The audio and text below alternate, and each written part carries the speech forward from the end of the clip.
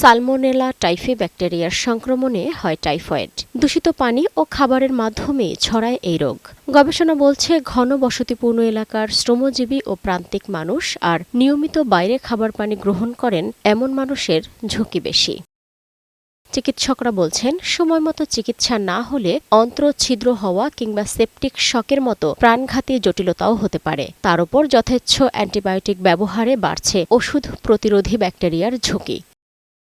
চিকিৎসার পাশাপাশি প্রতিরোধেও সমান গুরুত্ব দেওয়ার পরামর্শ বিশেষজ্ঞদের। নিরাপদ পানি, পরিচ্ছন্ন খাবার ও স্বাস্থ্যবিধি নিশ্চিত করা জরুরি বলে মনে করছেন তারা। যারা প্রান্তিক মানুষ তাদের বিশুদ্ধ পানি সরবরাহ করা আমাদের সরকার এবং সমাজের নৈতিক দায়িত্ব। কারণ ঢাকা শহর সহ এরকম শহরনগরে এখন 1/3 বেশি মানুষ শ্রমজীবী মানুষ যারা ঘনবসতি এলাকা থাকে, যাদের ওখানে নিরাপদ পানি এবং পয় নিষ্কাশনের ব্যবস্থা নেই।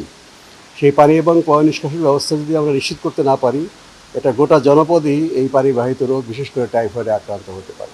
টাইফয়েডের জীবাণুর বিরুদ্ধে কোন অ্যান্টিবায়োটিক এখন কার্যকর তা জানতে নিয়মিত গবেষণা জরুরি। এতে রোগীর জন্য সঠিক ওষুধ নির্ধারণের পাশাপাশি ভবিষ্যতের চিকিৎসা ঝুঁকিও কমানো সম্ভব। টাইফয়েডের যে কার্যকরী ঔষধ ছিল সেগুলো কিন্তু রেজিস্ট্যান্স বা প্রতিরোধ ক্ষমতা হয়ে গেছে, সেগুলো খেলে এখন কাজ করছে না। নতুন নতুন ঔষধ তৈরি করতে হচ্ছে।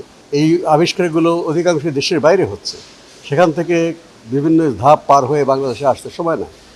কাজেই আমি অনুরোধ করব যে টাইফয়েড সন্দেহ হলে আপনি চিকিৎসককে দেখান। চিকিৎসক আপনাকে উপযুক্ত ওষুধ দেবেন, নিজে নিজে অ্যান্টিবায়োটিক খাবেন না। নতুন করে সংক্রমণের ঝুঁকি কমাতে ঝুঁকিপূর্ণ জনগোষ্ঠীর মধ্যে টিকাদানের আওতা বাড়ানোর পরামর্শ তাদের। সালমা জাহান মুক্তা, বৈশাখী সংবাদ, ঢাকা।